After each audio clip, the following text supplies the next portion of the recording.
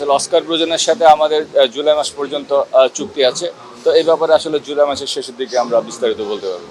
এখন পর্যন্ত কারোর সাথে কোনো আলোচনা হয়েছে না, অস্কারের সাথে যেহেতু আমাদের জুলাই পর্যন্ত চুক্তি আছে, আমরা এই ব্যাপারে আসলে জুলাইয়ের মাঝামাঝি বা জুলাই শেষের দিকে এসেছে আর কি যে ওনার সংবাদ শেষ আর কি বা সংবাদ মাধ্যমে আসলে অনেক কিছু আসে। সংবাদ মাধ্যমের যে সমস্ত নিউজ আমার চোখে আসছে সেটা কিন্তু কোনো বিশ্বস্ত সূত্র উল্লেখ নেই। তো আমার মনে হয় যে সংবাদ মাধ্যমে এরকম রিউমারগুলোতে আমরা কান আপাতত না দিই।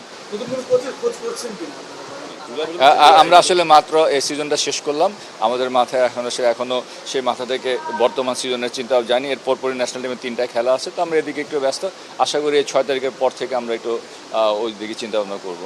ভাই আমার একটা প্রশ্ন আছে যে এখানে একটু মতামত আছে, আমাদের সাপের তো ভেন্যু এবার বাংলাদেশ, সেক্ষেত্রে কিংস ইলেভেনের কথা ভাবা হচ্ছে, সেক্ষেত্রে সাপের চ্যাম্পিয়নশিপের পরিস্থিতি মেয়েদের কথা বলছি। হ্যাঁ, যেহেতু সাব চ্যাম্পিয়নশিপ সম্ভবত অক্টোবরে, যতটুকু আমি জানি, তখন যদি কিংস এরিনা খালি থাকে অবশ্যই আমাদের কোনো আপত্তি থাকবে না সেটাই স্বাগতিক হওয়ার জন্য।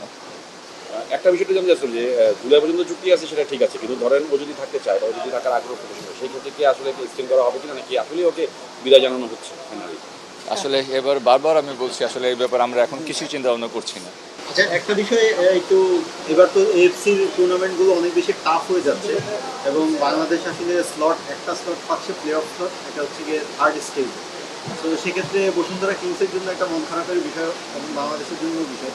এবং আপনারা কি আসলে যতটুকু শোনা যাচ্ছে যে হার্নান বার্কোসের সঙ্গে আবারও যোগাযোগ করছেন কোনো একটা ইয়েতে আমরা দেখলাম, তো এই ঘটনা কি সত্য কিনা? মানে সে আসলে পেরু লিগে এখন খেলছে, আসলে এই খেলা ফুটবলারের সঙ্গে আবারও দল বদলে পূর্বমতো অনেক ধরনের গুজব বাজারে ছড়া। এই যে কিছুক্ষণ আগে আমিও পড়ে আসলাম যে এভারটনের সহযোগী কোচ বসুন্ধরা কিংসে যোগদান করছে, তো এটা আমি আপনাদের থেকে প্রথম শুনলাম। সুতরাং আসলে এই সমস্ত গুজবে আমরা কান না দিয়ে আমরা সময়ের জন্য অপেক্ষা করি।